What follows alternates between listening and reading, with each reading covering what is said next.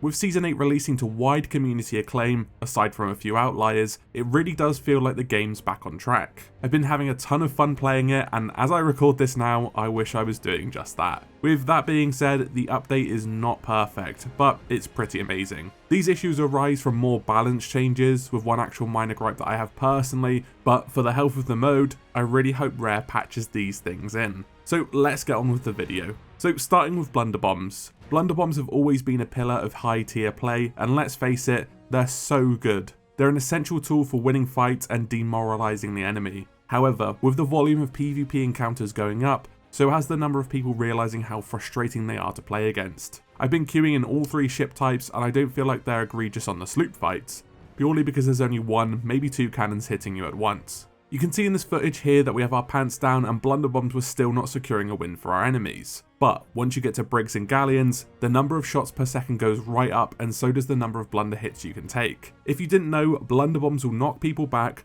knock them off cannons, do damage, and rock the ship when fired out of those cannons. The potency comes from the area of effect, where you'll be hit through the hull and you don't have to be as precise as when firing cannonballs. Cannonballs can one-shot but require you to hit an exposed person. Some people will say it's a skill issue for allowing people to hit you from their cannon line, and I agree, but equally it feels very cheap to beat a crew using the same tactic. To those comments I say, because of the wide radius of the explosion, it takes less skill because you don't have to be as precise when firing. I also think on galleons, the knockback on the ship can also be annoying.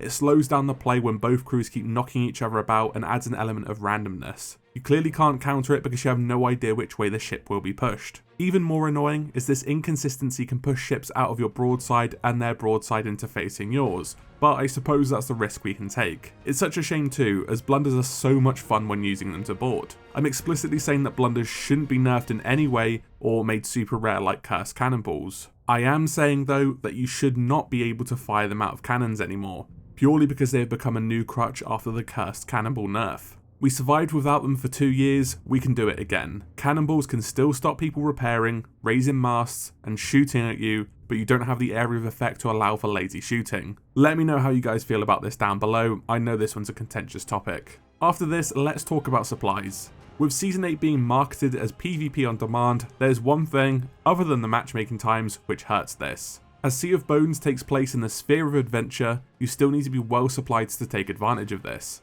Sinking takes away from that snappy element. If you sink, all your supplies are lost. Some of you will know that supplying can take a while, which, to be fair, I like that when we usually play adventure. The losing of your streak is not devastating, it's losing all of your supplies. It's not that much of an issue on sloops, but with brigs and galleons you need a lot of supplies to be viable, so you spend an hour or so doing sea forts to get ready again. It really hampers the flow of combat and takes the pace right down. 50% of participants in a fight will experience this, so it's going to be a huge issue going forward. I propose that we should be given a set number of supplies in a battle, where your normal supplies are locked away in a barrel. Then, when you invade or get invaded, you have access to the set supplies. Make them generous too, so you don't get complaints of ships being underprepared. Then, regardless of your outcome, you get your adventure supplies back, and the set supplies disappear. I understand this takes things a step closer to arena, but it's more for the sake of convenience and the health of matchmaking times. Speaking of matchmaking times, the matchmaking times is a bit of a weird one. All but 2 of my matches have been instant fights. One we had to wait for 5 minutes for a galleon fight, and the other one we just never got a match. As there's no information aside from the proposed time on the hourglass, we really don't know why you can't find matches. And I know lots of people have the same issues. We don't know what our skill ratings are, how many people are searching, etc, etc. So it's hard to tell if it's slow matchmaking or it's just bugged. The skill-based matchmaking has been working fine for me. After our first 2 fights, we've always fought crews as good as or better than us. But allegedly the solo queue is random from what I've heard. Blurbs and Flotsam, who are both pretty skilled solo players, have been put up against day 1 swabbies after several wins. In this case then, we need more information than an estimated wait time, which definitely isn't a good estimate.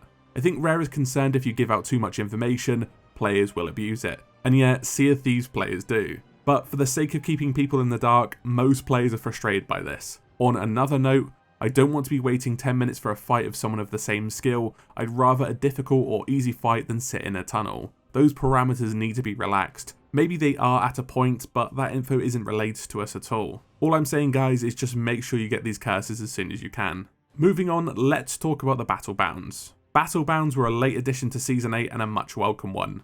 Running is a pain in the arse for people, especially when you double down on opting in for PvP. First you set sail, then you opt in for Reaper's Bones, or now Season 8. The battle bounds have largely hampered this. In brigs and galleons, it's very difficult to run indefinitely, but in sloops, it seems to be plaguing the mode. The battle bounds are a bit too forgiving, with around 3 or 4 squares before your hourglass breaks. Many players will realise they cannot win and will change tact.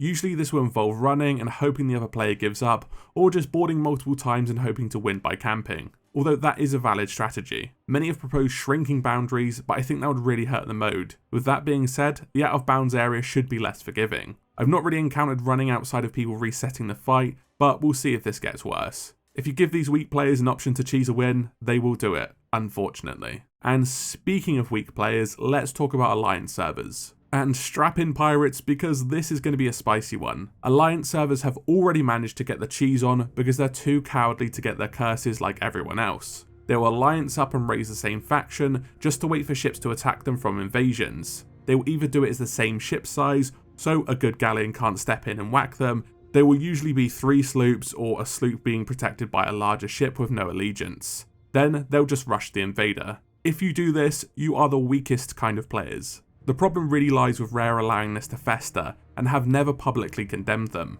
I get it, it's hard to combat them without ruining the organic nature of helping one another in a faction war. It's gotten to the point where these Discord servers are hosting investor meetings and bragging about how many servers they have spiked. They only serve to make money and further divide the Sea of Thieves community, with customers being actively lied to and also supporting this behaviour. What's really funny is, Rare actively gave out bans for those caught cheesing in the last days of Arena, because it actively affected other people's enjoyment. Well, now I don't think this is any different. We've had respected community members and great players alike had their streaks ruined from these people. It's the intent that rubs me the wrong way. And no, sailing over to help a random in their fight is not the same thing. That's the organic nature of Sea of Thieves. We have some footage posted on Twitter by Ambrossa, a fellow content creator, and one of them even has the Vanguard sails.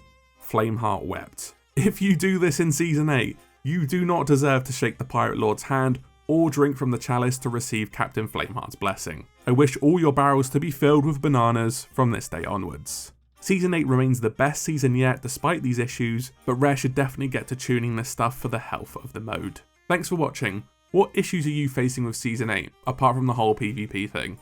Let me know down below in the comments. Also, don't forget to subscribe if you haven't already. Thanks again for watching, and as always, I'll see you in the next video.